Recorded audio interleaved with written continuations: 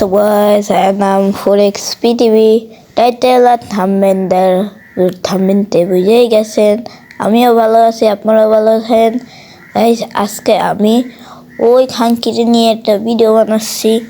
তা guys please আপনারা তো ওই পাশে মোবাইলটা পাশে থুয়ে একটু শোনেন, আজকে অনেক গালাগালি হবে। আগে এই ভিডিওটা দেখেন।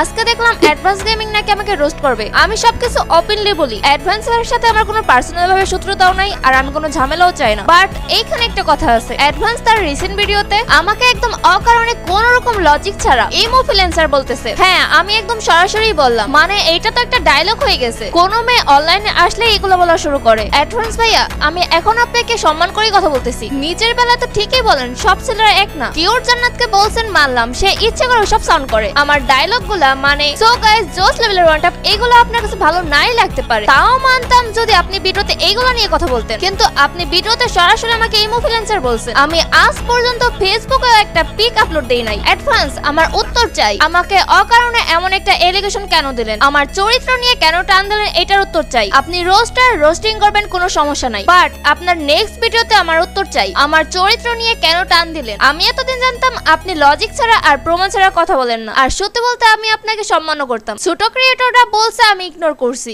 আপনি কমিউনিটির one of the top roster হওয়া সত্ত্বেও আমাকে কেন অকারণে গালি দিলেন, আমি এটার উত্তর।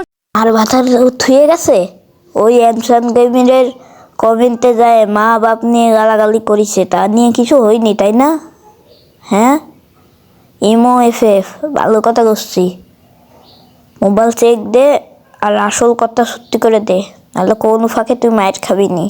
হ্যাঁ, ভালো কথা করছি, এরকম তোর সাথে কাস্টমার